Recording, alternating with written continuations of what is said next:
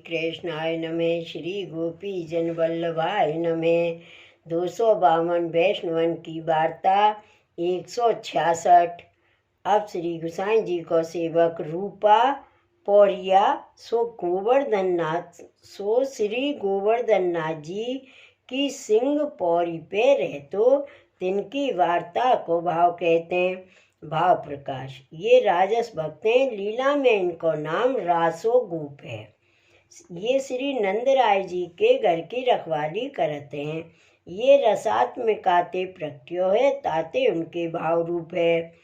ये गोपालपुर में एक सनाड्य ब्राह्मण के जन्मियो, सो बरस 20 को भयो। तब इनके माता पिता मरे, पाछे घर में को रहो नहीं। तब यह श्री गोसाई जी पास आए, विनती कियो जो महाराज मुझको सेवक कीजिए और कृपा करके कछु टहल दीजिए।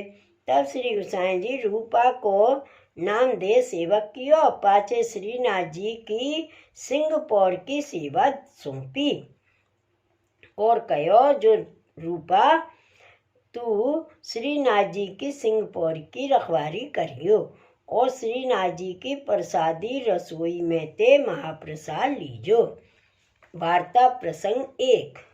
सो रूपा पौरिया श्रीनाथ जी के मंदिर की द्वारपाल की सेवा करे। सो एक समय दोपहर को श्रीनाथ जी ने रूपा पौरिया को लात मार के जगायो और श्री मुक्ते कहो जो मुँह को भूख लगी है। तब रूपा पौरिया तुरंत ही उठ के श्री गोसाई जी की सिज्जा के पास आयो। सो श्री गोसाई जी के चरणारविंद दाव के जगाए, सो आप जागे। सो देखे तो श्री गोवर्धन नाथ जी को सिंह पौरिया ठाड़ो है। तब श्री गोसाई जी रूपा पौरिया से पूछे जो तू या बिरिया क्यों आयो है।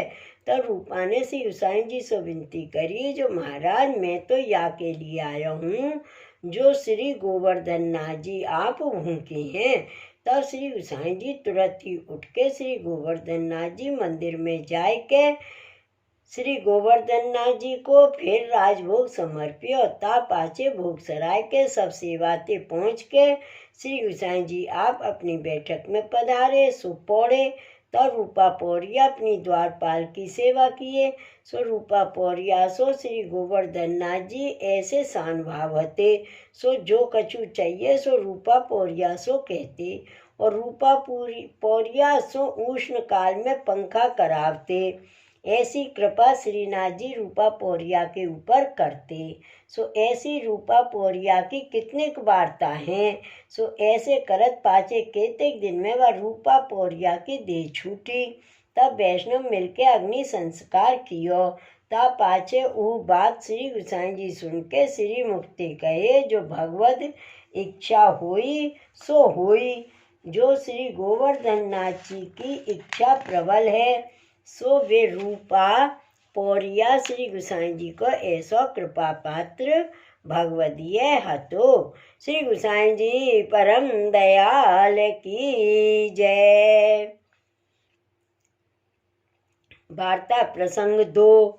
एक समय श्री गोसाई जी श्री गोवर्धन नाथ जी के दर्शन को पधारे हते। सो श्रीनाथ जी द्वार पधारे।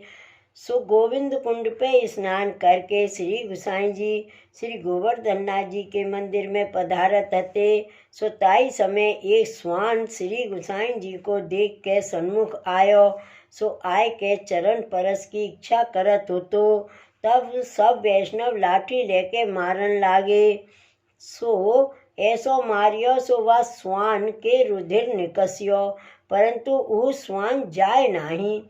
तब श्री गोसाई जी कहे जो याको मारो मती, तुम दूर रहो। ता पाछे श्री गोसाई जी ज्ञान दृष्टि सो मन में विचार कियो। तब पहचानियो। पाछे श्री गोसाई जी आप बा स्वान को चरण स्पर्श करवाए और बाके मस्तक के ऊपर चरण धरे। सो श्री गोसाई जी आप बा स्वान के ऊपर बहुत प्रसन्न भये। ता पाछे श्री गोसाई जी आप सब वैष्णवन सो कहे जो यासो दूर रहो। इतने ही में वह स्वान की देह छूटी। तब वह स्वान के मुख में तेज को पुंज निकसियो। सो श्री ठाकुर जी आपके चरणारविंद में लीन भयो। ता पाछे श्री गुसाई जी श्री मुक्ति वैष्णव को आज्ञा किए जो तुम या को संस्कार मत करियावो, तुमको कछु बाधक नाही, यह मेरी आज्ञा है। ता पाछे वैष्णव ने या को अग्नि संस्कार कियो। ता पाछे फेर के श्री गुसाई जी आप स्नान करके श्री गोवर्धन नाथ जी के मंदिर में पधारे। सो सब सेवा सो पहुँच के श्री गुसाई जी अपनी बैठक में पधारे। सो गादी तकियान के ऊपर विराजे। तब वैष्णवन ने विनती करी जो महाराज पूर्व जन्म में यह स्वान कौन हतो और कौन अपराध थे यह स्वान की ज्योनि प्राप्त भई, सो कृपा करके हम सो कहिए। तब श्री गुसाई जी वैष्णवन प्रति श्री मुख सो कहे जो यह पूर्व जन्म में श्री गोवर्धन नाथ जी को सिंह पौरिया हतो रूपा पौरिया। सो श्री गोवर्धन नाथ जी की राजभोग आरती की बाती करत हतो। सो ऊ बाती भेली भई हती। तब भंडार में जाके घृत ले के तातो करके ता में बाती हाथ में भिजोई के ता पाछे रूपा पौरिया ने मृतिका सो हाथ धोई डारे, परंतु अनजाने नख में घृत रह गयो हतु। अनजाने नख में घृत रह गयो हतो। पाछे ऊ महाप्रसाद लेवी को बैठियो। तब रसोईया ने ताती कढ़ी परोसी। सो ऊ नखन को घृत ताती कढ़ी में आयो। सो श्रीनाथ जी को अनप्रसादी द्रव्य पेट में गयो। ताते या प्राते ये स्वान भयो। सो श्री ठाकुर जी को द्रव्य ऐसो ही है। भाव प्रकाश या वार्ता में यह जताए जो ठाकुर की अनप्रसादी वस्तु सामग्री द्रव्य आदि सो वैष्णव को सर्वथा सावधान रहनो। काहेते जो अनजाने हु वे काहू भांति सो उदर में जाई तो यह गति हुई। सो बात रूपा पौरिया के मिस करे सब वैष्णवन को श्री गुसाई जी आप जताए। नातरु रूपा पौरिया जैसे इनकी ऐसी गति सर्वथा न हुई, पर स्वकीय शिक्षार्थ यह प्रभु को कौतुक है।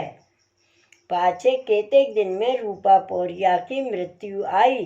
तब वह मनुष्य देह छोड़ के स्वान के उदर में आयो। पाछे जन्म भयो पर बाने भगवत सेवा बहुत करी हती। सो या को पूर्व जन्म को ज्ञान रहो हतो। ताते अपनी जात को देह संबंधी माता पिता आदि सबको अभाव करके उनको संग छोड़ के पर्वत के नीचे उतर के श्रीनाथ जी की ध्वजा के सन्मुख यह स्वान बैठियो हतो।